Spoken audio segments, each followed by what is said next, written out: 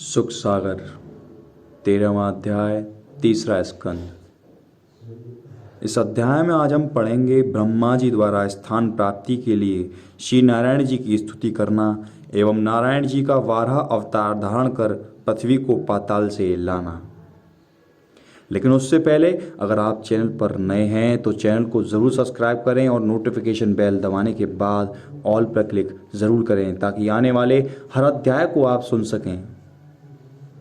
तो चलिए इस अध्याय को आरंभ करते हैं। मैत्रेय जी बोले, हे विदुर, जब स्वयंभु मनु ने पृथ्वी के प्रकट होने की इच्छा की उस समय ब्रह्मा जी आदि पुरुष नारायण जी का स्मरण करते हुए इस प्रकार प्रार्थना करने लगे। हे प्रभु, आपकी कृपा के बिना किसी जीव का कोई कार्य सिद्ध नहीं हो सकता।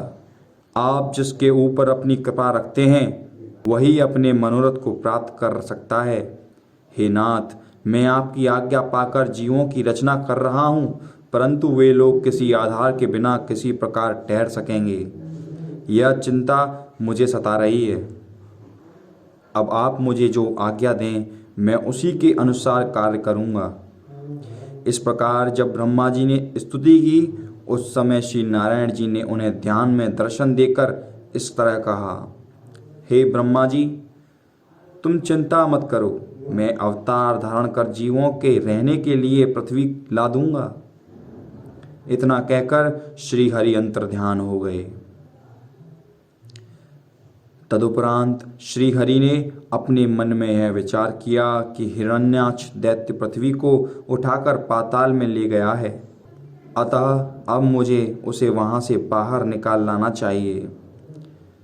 इसी समय श्री नारायण जी की लीला से ब्रह्मा जी को छींक आई। तब उनकी नाक के दाहिने छिद्र से मच्छर के समान एक अत्यंत छोटा सूकर उत्पन्न हुआ। क्षण भर में ही वह सूकर बढ़कर हाथी के समान हो गया और भयानक शब्द में गर्जना करने लगा। उसे देखकर श्री ब्रह्मा जी अपने मन में यह सोचकर कि यह कैसा जीव है, अत्यंत भयभीत हो गए। तत्पश्चात उन्हें ज्ञान दृष्टि से यह पता चला कि श्री नारायण जी ने मेरी प्रार्थना पर पृथ्वी को लाने के लिए यह स्वरूप धारण किया है, अन्यथा और किसी जीव की ऐसी सामर्थ्य नहीं जो क्षणभर में इतना बड़ा स्वरूप धारण कर लेता।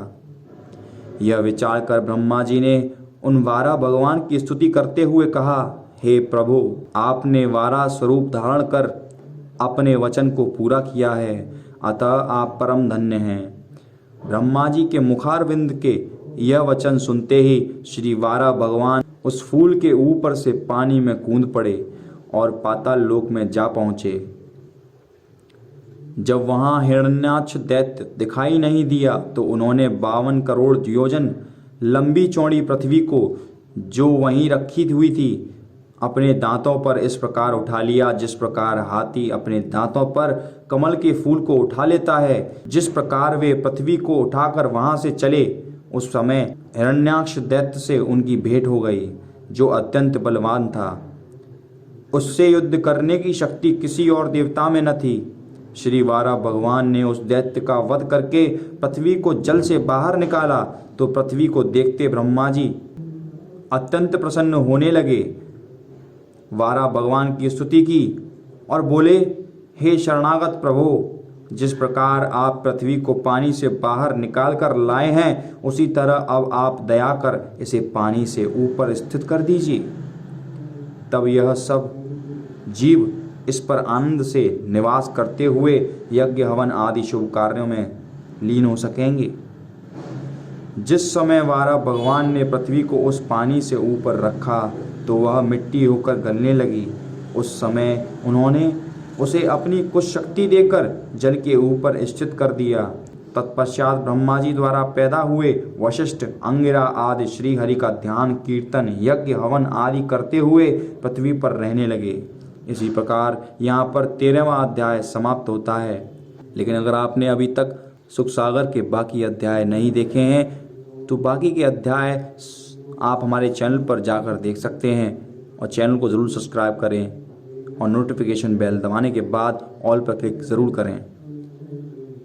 हमारी विनती एक और है कि इस वीडियो को जितना हो सके यथासंभव शेयर ज़रूर करें ताकि हमारे जो भारतीय लोग अपनी संस्कृति से विमुख हो चुके हैं वो अपनी संस्कृति की ओर रुझा सकें।